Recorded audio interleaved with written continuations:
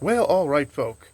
I was thinking about the channel the other day, and then I realized I haven't been doing a lot of stuff that I used to do. Like, for instance, I have Saturday buffet, and I still do Saturday buffet sometimes, but it gets a little expensive eating out, so I don't do Saturday buffets as much as I used to. But I also had another thing called One Man Talking Tuesday, and the way that started was I had gotten an apartment in Ohio for a while. My daughter needed me, so I left van life for a while, came and got an apartment so I could be with my daughter for a while. And during that time, not a whole lot was going on, so I didn't have a lot of content and everything. So it was right after Kobe Bryant passed away in the helicopter crash with his daughter, and I was going to say some stuff on the channel about it and everything. So I decided to keep doing that. I called it One Man Talking Tuesday, where I was going to take something big that happened in the news and speak on it, you know. And then at the time, everything kind of seemed negative that was coming out in the news. Of course, later on we had COVID. Later on, it was everybody bashing Trump. Anything you could come up with, it was negative in the news. And I was like, man, well, this kind of sucks. So then I started talking about saying that One Man Talking Tuesday is whatever the heck I wanted to talk about. And I wanted to start talking about nomadic things and stuff like that. But anyways, I have gotten away from One Man Talking Tuesday. I haven't done it for a while. So I figured I'd bring it back today. And for the first one, I want to do something positive. So it's going to be actually a two-part because I wanted to include this part. There is somebody who watches the channel and supports the channel a lot. His name is Todd Saw, and it was late. It was like 2 o'clock in the morning. I couldn't sleep, and I decided to go and I was on YouTube. I said, let me watch somebody's video because I get way behind on everybody's videos. I have so much going on with the kids, so much going on with myself, with the van, with Butchie, that I don't have time to watch a lot of videos.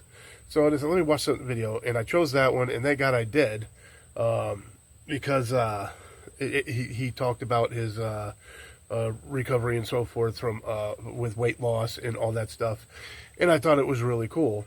And I'm battling with weight myself, and I would have to say for the past 3 years been trying to lose weight, and I'll do good for quite a few years ago. I lost weight, and I lost a lot. I lost like 80 something pounds, and it was feeling really good. But then I screwed up again, and now the older you get, the harder it is to get rid of this. But I am feeling it now. It's getting hard tugging this around. I can't even walk up the stairs without losing my breath. And I really need to get in shape. It affects when I come here, and a whole lot of plans me and the boy have. I'm easily talked into blowing it off and not doing it, and rather just sitting around and doing nothing, instead of getting up, because it takes too much energy. So I need to lose this weight. And watching his video kind of kicked it back in gear again. I have been doing pretty decent. I have lost some weight recently. It was one of my goals when I got here, was for me and my son to start taking walks and everything and start losing weight together and getting more healthy. And we achieved that somewhat, not as much as I wanted, but so far we've achieved it a bit. But I'm thankful for that video, because now it kind of kicked me into big time gear, and seeing other people who had this battle and they have been succeeding, so I can succeed. And I'm going to stick with it. And that is going to make another day. I haven't figured it out. I haven't figured out if I wanted. I got to come up with a word for Thursday, something Thursday. But I also thought of Fat Friday, and that's just going to be me talking about my weight loss. And if I figure if I put that on the channel, it's going to hopefully keep me in check, because I'll be embarrassed if I'm like, well, yep, gained another 20 pounds instead of lost another 20 pounds. It'll kind of keep me in check. So I'm thinking of one of those days, putting up a day for my weight loss. And anyways, thanks, Todd Saw. And you guys go check him out if you're not already checking him out. Todd Saw on YouTube. Go check him out. I appreciate that video. And I just wanted to say that. And now to the second part of this video is going to be about Butchie.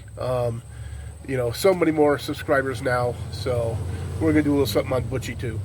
Catch you guys later. So, alright folk, well, you got Butchie over there messing with the chicken, but speaking of Butchie, I thought I would do a quick video about Butch, considering we have a lot more subscribers than we did back when I got him, and figure I'd let you guys know how I came about having Butch. Well, he came around because he was given to somebody. The breeder brought him to another person, and somewhere along the line the breeder found out that Butch was being neglected. We don't know the whole story. We don't know if the guy was hitting him, if he was getting beaten or anything, but we do know he was being neglected. Like he was left outside all the time, and he didn't have proper food. He didn't have a dog house, and he was out on the chain all the time. He ended up getting a really bad case of fleas, so bad that without having proper water, without having proper food, he was losing blood, and he probably would have died. But somebody had let the breeder know what was going on with him, so the breeder went to the guy's backyard, and he took Butchie back. He told the guy that you lost the dog, and after that, my ex's now ex-husband, his mother wanted a pit bull. However, she had already gone out and gotten a pit bull. So the guy offered Butch, his name back then was Aries, but they offered Butch to him to get to his mother. So he took the pit bull, brought it home, but Amanda, my ex, didn't want another dog. So you know, he figured they could just find a home for him. My daughter had sent me a picture and said, "Hey, we have a pit bull here, da da da." So I called my ex. I said, "What you doing with that pit bull?" She goes, "Well, we got to find him a new home. I don't want another dog here." I says, "Well, can you hold him for about 2 weeks or a week? Maybe it was a week." I said, "I'll come down and I'll come back to Ohio and get him." And she was, you know, so she was, "All right." I said, "How much do you want?" She goes, "Give me the money I paid for the crate, and you can take him." I said, "Okay, cool." So I gave her like $50 for the crate, and that she bought for Butchie, and I took Butch. And 3 years later, me and that little pain in the butt are still together, and still on the adventure. So I'm really glad I met him. And he is an awesome dog. I love having him, but he is a handful, and he is a major pain in the butt. My daughter got a new cat, and I guess he just does not like cats. But every time he sees a cat, he freaks out. He's gotten upstairs, and I went after the cat a couple times. The last time he got him pretty good. He put a nip in his lip here. It wasn't really bad, but it was enough to get infected. So I had to spend $100 to fix her cat. Also, he has this weird thing he does where he'll be walking along. Somebody's like, "Hey, is he friendly?" I'm like, depends on his mood at the moment. You know, it's like a 50-50 shot.